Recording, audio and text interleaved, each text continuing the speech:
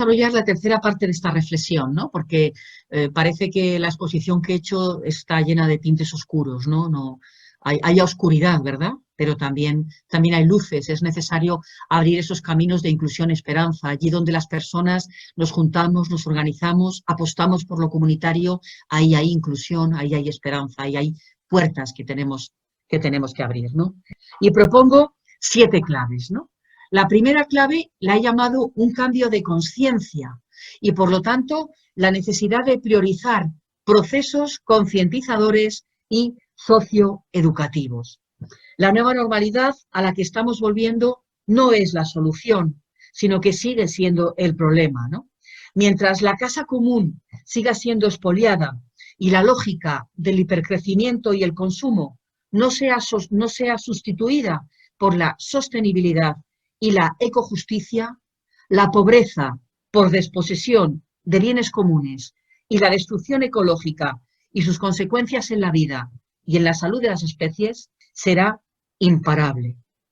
Por eso, la forma más eficaz de luchar contra la pandemia es combatir la desigualdad sistémica y también la explotación depredadora del planeta y las especies. Y esto, que sé que no es fácil, requiere un cambio de conciencia, requiere un cambio de paradigma, un cambio de conciencia por el que tenemos que aportar desde un trabajo socioeducativo, porque es la única manera de conseguir que nuestras conciencias cambien, ¿no? Un cambio socioeducativo imprescindible que haga posible un nuevo éxodo mental, es decir, de ideas, de actitudes, comportamental, de forma de vida y también de corazón. Un éxodo cordial, un nuevo éxodo mental y cordial, ¿no? Y ahí os recomiendo un libro muy interesante que ha sacado Emma Martínez, que es fruto de su confinamiento en marzo, que se llama Es tarde, pero es nuestra hora. Y ahí voy a señalar algunos aspectos que menciona Emma Martínez, que de alguna manera serían el contenido sobre los que tenemos que trabajar en estos procesos educativos y concientizadores, ¿no?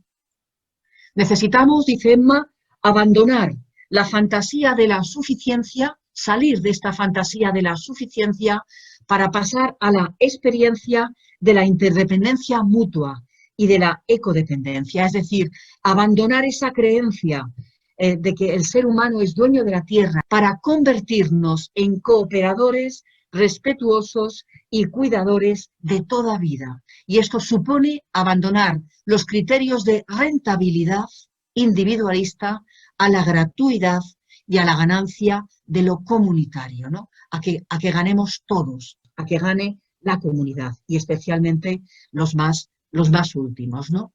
Otro punto de mira de este proceso educativo es pasar del consumismo depredador al decrecimiento o al crecimiento sostenible para todos, ¿no? Esto que Cáritas hace años lanzó en una campaña, vivir con sencillez y sobriedad para que otros y otras puedan sencillamente vivir.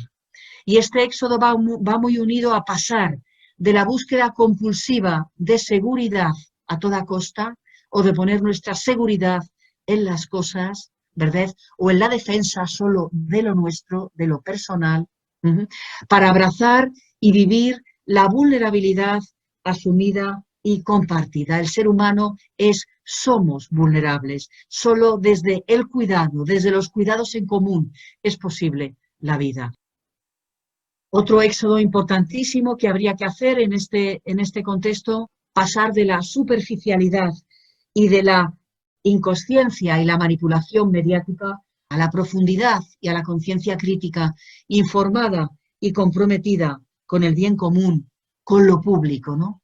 Qué importante es poner en el centro el bien común, lo público. En este momento intentar defenderse solo, el sálvese quien pueda, en este momento nos demuestra que fracasa más que nunca, ¿no?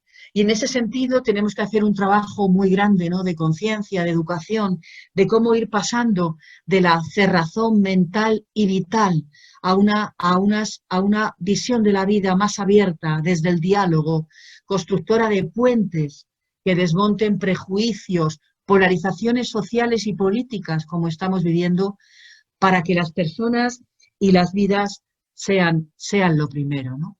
Y en esos procesos educativos también tenemos que incidir que hay que pasar del dominio, hay que pasar a la desposesión, al compartir agradecido, que los bienes son comunes, que todo es de todos, ¿verdad?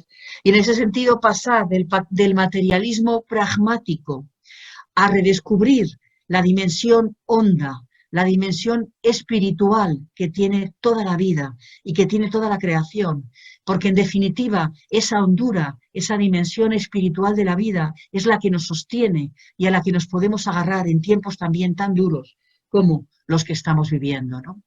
Pasar, lo he dicho antes, del sálvese quien pueda a la experiencia comunitaria, a la creación de espacios compartidos, de búsquedas de alternativas en común.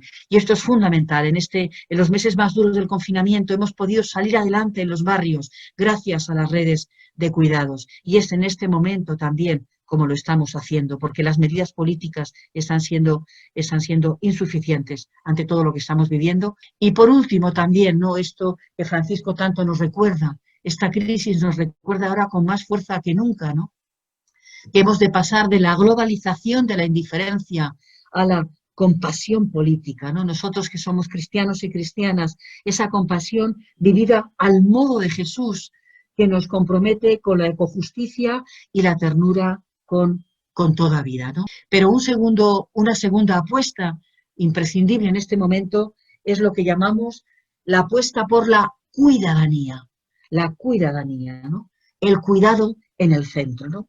Aunque el capitalismo inocula en nuestras mentes el espejismo de la individualidad, de la suficiencia y del sálvese quien pueda, esta crisis nos ha desnudado y nos ha mostrado una realidad antropológica a la que nos resistimos. Y es que las personas, el ser humano, somos vulnerables y solo podemos subsistir desde la interdependencia y desde la ecodependencia. Por lo tanto, es urgente forzar colectivamente una cultura y una economía que ponga el cuidado en el centro y especialmente el de las vidas más vulneradas. El COVID nos está volviendo a revelar que no todas las vidas valen lo mismo. Porque aunque en un sentido, se decía al principio, el COVID no conoce fronteras, pues sabemos que Bush y su señora, ¿verdad?, están aislados con COVID. Sabemos que este virus es clasista, es racista, es edadista, discrimina a las personas por la edad, es patriarcal y es también colonial. Y lo es porque las condiciones para protegerse de la pandemia son tremendamente desiguales en base a estas interseccionalidades. Por eso, el cuidado, entendido también como una categoría relacional y social que tenemos que reivindicar, no puede ser jerarquizado en base al género, a la clase o a la raza. Necesitamos pasar de sociedades centradas en el mercado y en el lucro a sociedades centradas en la cuidadanía, en el cuidado, y en este cuidado en que en el centro estén las personas más vulneradas, ¿no? Cuidado como un modo alternativo de entender las relaciones con uno mismo, con los demás, con la naturaleza, con la economía, con la política y diríamos nosotros también con ese misterio que habita la hondura de la realidad y que los creyentes llamamos Dios. Por eso el derecho al cuidado es un cuidado universal, es un cuidado que no puede ser solo de quien tiene dinero para pagarlos, como realmente está siendo, ¿no? Y junto a eso, ¿verdad?, y muy vinculado al cuidado y sus ritmos, otro gran desafío que tenemos y que puede abrir puertas a la esperanza y a la inclusión es el cambio de ritmo, ¿no? El cambio de ritmo. La cultura de la pausa frente a la rapidación. Voy a explicar esta palabra tan sugerente, ¿verdad? Ya el Papa Francisco denunciaba en Laudato Si la rapidación, es decir, ese ritmo desorbitado de nuestros estilos de vida impuestos por la digitalización, el productivismo y el consumismo, que nos impide vivir en armonía con nosotros mismos, con los demás y con la naturaleza, ¿no? Y que termina por aniquilar la capacidad contemplativa, crítica y gratuita de la vida humana. La rapidación está relacionada con la hiperconectividad, que tiende a eliminar la distancia física y temporal, de manera que todo parece ser simultáneo, ¿no? Frente al vértigo del instantaneísmo que nos hace irreflexivos y favorece reacciones meramente emocionales, la pandemia nos está imponiendo la necesidad de un cambio de ritmo y nos introduce en el aprendizaje de la cultura de la pausa. Esto es fundamental también para nuestro trabajo en Cáritas, cuando estamos con la gente, cuando hacemos proyectos, cuando escuchamos, incluso cuando estamos en las despensas solidarias repartiendo lo que la gente necesita, ¿verdad? O incluso cuando hacemos concentraciones con las medidas sanitarias que se nos exigen para reivindicar derechos, qué importante es hacerlo desde esta cultura del cuidado, de la pausa, de la pregunta, ¿no? De no hacer las cosas con esos vértigos que a veces nos atraviesan en estos tiempos, ¿no? Esta cultura de la pausa que favorece la sensibilidad contemplativa y crítica y que es también la que nos puede ayudar a mantenernos en la incertidumbre, en el silencio, en la pregunta, en el contraste con otros, porque esto es fundamental para atisbar horizontes en situaciones aparentemente cerradas. Pero otro desafío que tenemos, ¿no?, para abrir esos caminos de esperanza y de inclusión es la urgencia de las 3 T's. Si siempre lo ha sido, ahora también más que nunca. Techo, tierra y trabajo, como nos dice Francisco. El derecho al techo, el derecho a la vivienda digna.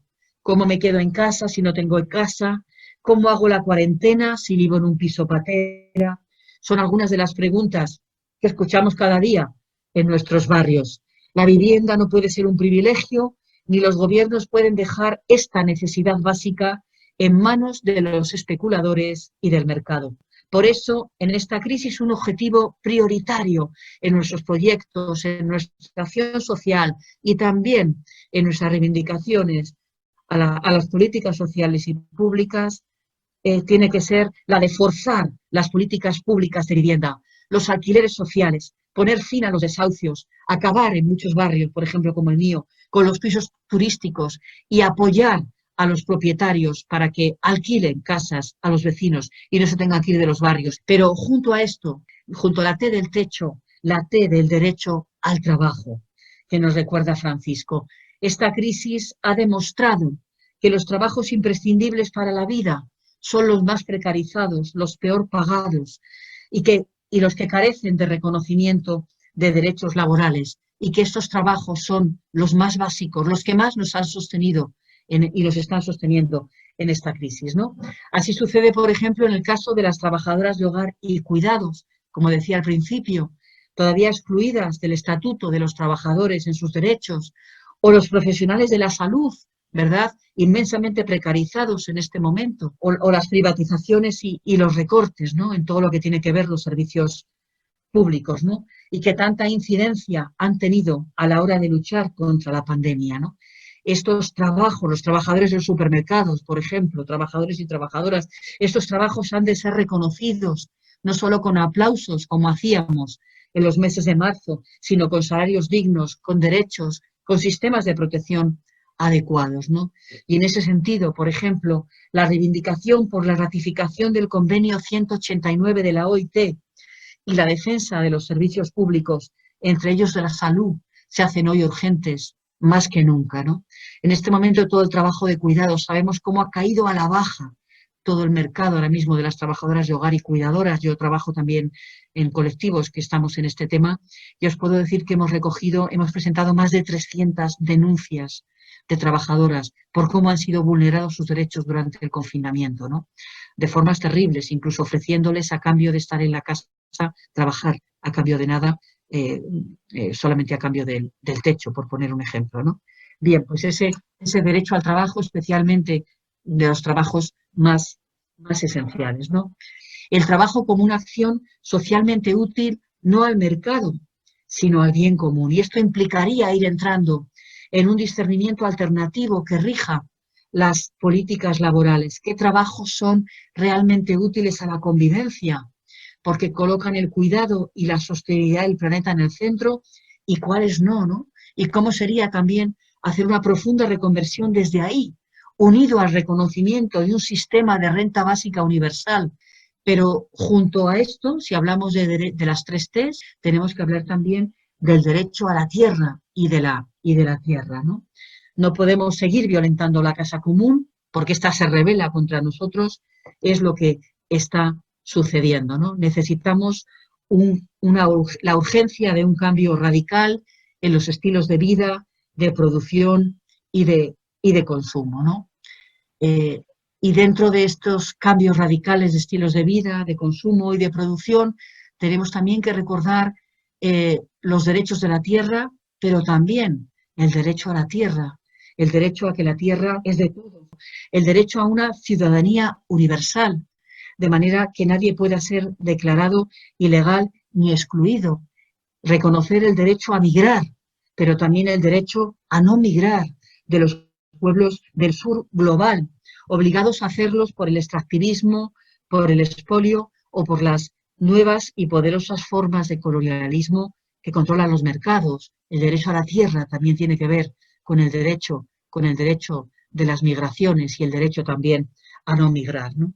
Y en ese caso también creo que un compromiso concreto, ¿no?, por el que tenemos que seguir avanzando en nuestro trabajo, es todo lo que tiene que ver con el apoyo y la lucha por la regularización de las personas migrantes, para que se acabe el infierno que atraviesan las personas cuando cruzan las fronteras, ya sea en Melilla o ya sea en Ceuta, o también esas fronteras invisibles que tienen que seguir cruzando una vez que están entre nosotros, como es, por ejemplo, la barrera idiomática y cultural. En mi barrio ha muerto una persona, Mohamed Hussein, murió porque la línea de la Comunidad de Madrid no tenía interpretación en bangladesí. Desde entonces estamos luchando a tope porque haya intérpretes en los centros de salud y en los hospitales, ¿verdad? Pero también el derecho a la tierra y de la tierra nos recuerda, ¿no? Nos recuerda que sin la agricultura no hay vida. Y por lo tanto esto nos lleva a exigir políticas agrarias centradas en la soberanía alimentaria y en las que el trabajo en el campo no sea un mercado de explotación o de abuso sexual, como es en el caso de las mujeres, por ejemplo, las trabajadoras de las fresas en Huelva, ¿no? O donde a los trabajadores no se les ofrezca para dormir colchones amontonados sobre palés en una nave, ¿no?, como sabemos que está sucediendo, ¿no? Cómo acompañar desde las Cáritas ese reconocimiento de esos derechos, ¿no? Bien, pues otro punto importante, otra puerta abierta por la que tenemos que seguir avanzando y trabajando para encontrar esperanza, para abrir esperanza e inclusión en esta situación, es lo que tiene que ver con la recuperación de lo comunitario.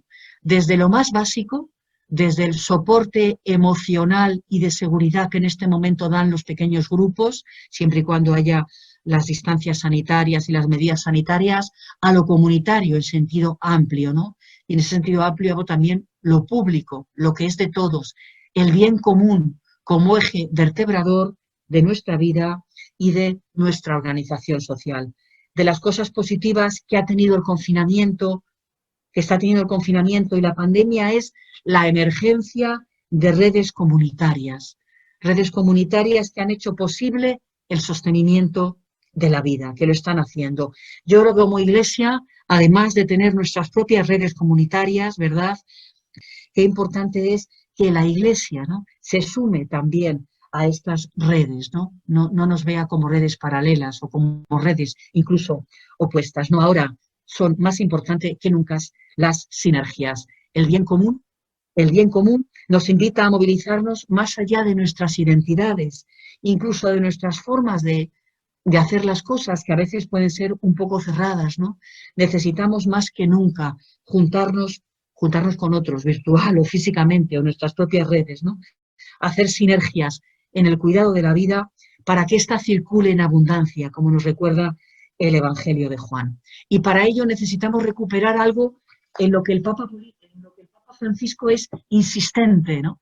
Y es recuperar el amor político, El amor cristiano es un amor social, es un amor político, nos dice Francisco en Laudato Si, en el punto 231.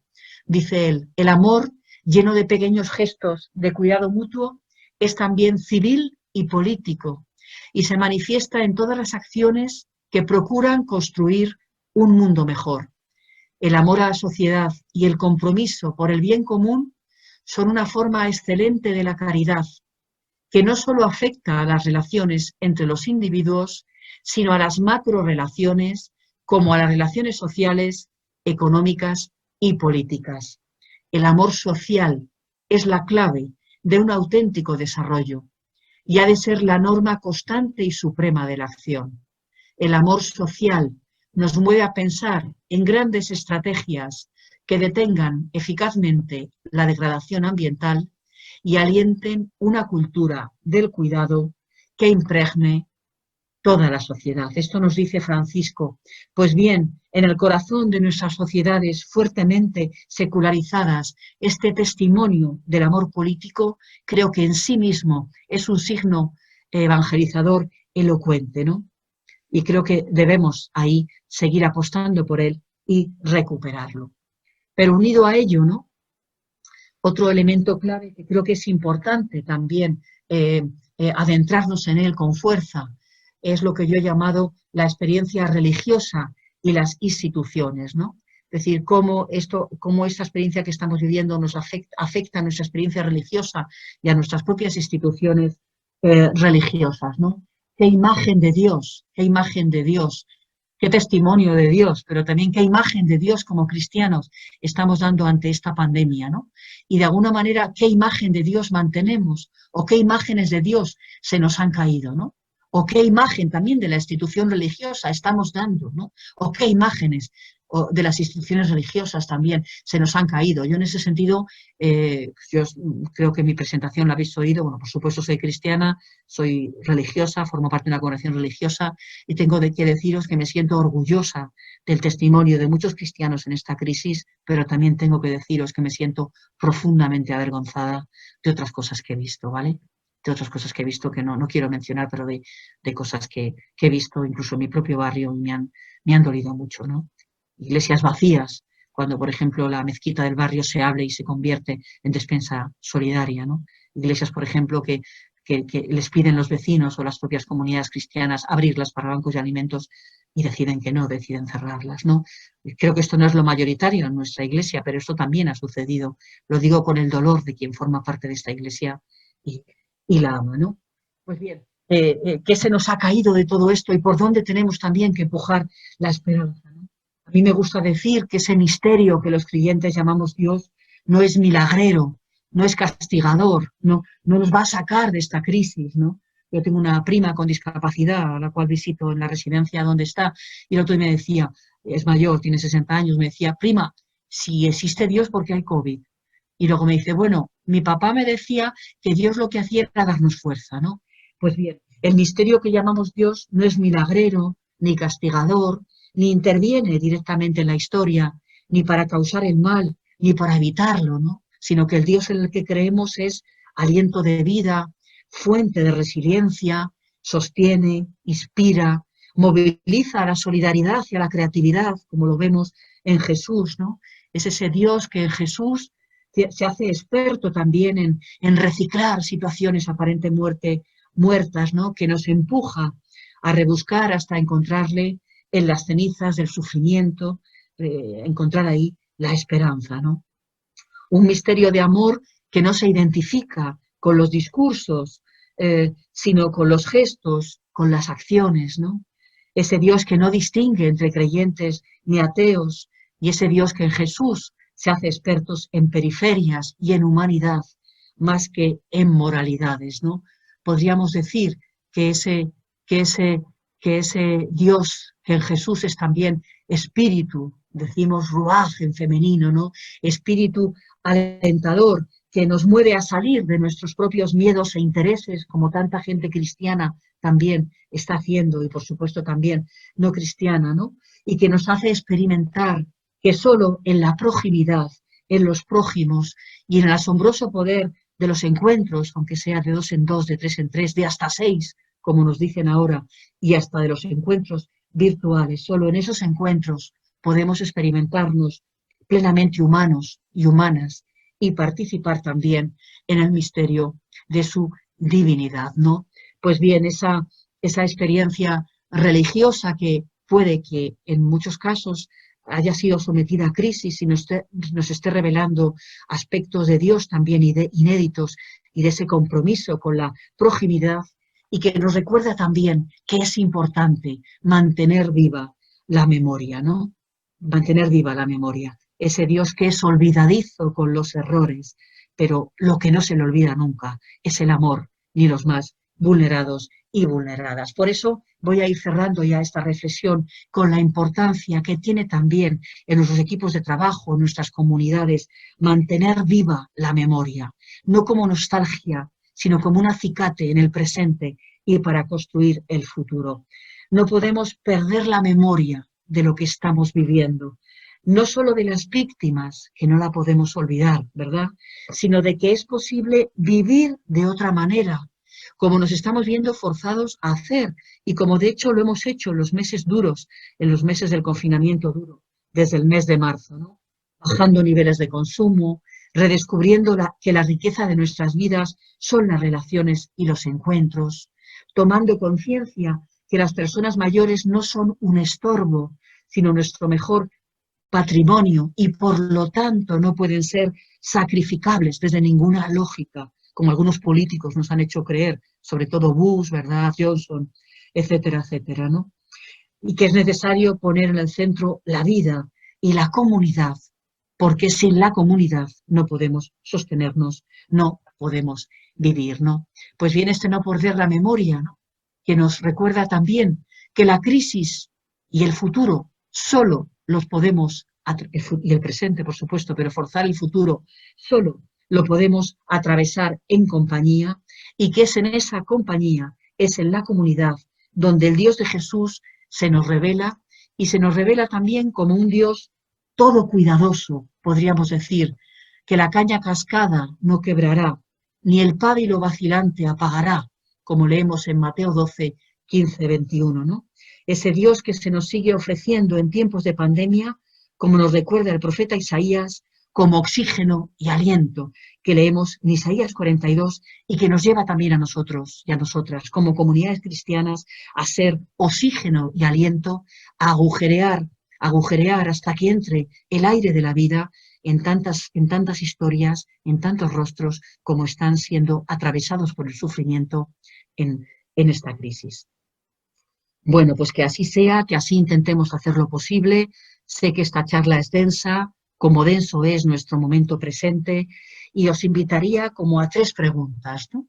La primera pregunta sería retomar lo de las miradas, ¿no? Es decir, alguna mirada que en este momento para nosotros esté siendo un estímulo, una motivación para este trabajo de recuperar la esperanza en medio de tanto sufrimiento. Miradas que nos sirvan de brújula para recuperar la esperanza. Miradas cotidianas en nuestra vida, en nuestra comunidad, en el trabajo de Cáritas que estáis haciendo. La segunda sería de estos rasgos del momento presente que estamos viviendo, de este análisis que la mayoría lo he sacado de los informes FOESAS más recientes, pasándolo por mi propio análisis, pues que rescatáramos como los 3 elementos que nos parecen más fundamentales. Y luego una tercera pregunta iría en esta línea de cómo abrir puerta a la esperanza y a la inclusión, pues por ejemplo como 3 elementos que nos parece importante en la acción social que vayáis a llevar en Cáritas o que estéis llevando en Cáritas ya desde este año. Bueno, y por último quiero agradeceros esta oportunidad a la gente de Cáritas de Lérida de poder encontrarme con vosotros y de saber que somos muchos los que estamos intentando combatir esta crisis también desde el sentido de nuestra fe cristiana. Y también no sé si pediros perdón por la pasión con que he hecho esta reflexión. Realmente mi pasión nace del corazón, nace de que estamos viviendo, como vosotros, en primera línea las consecuencias de esta crisis, y nace también de esa indignación ética, a la vez que de esa movilización, yo creo que también desde la fe, de que de que tenemos que seguir trabajando para poner fin a este sufrimiento, sostenidos por el Espíritu de Jesús, que es el que nos alienta. Muchas gracias y mucho ánimo con vuestro trabajo durante el curso.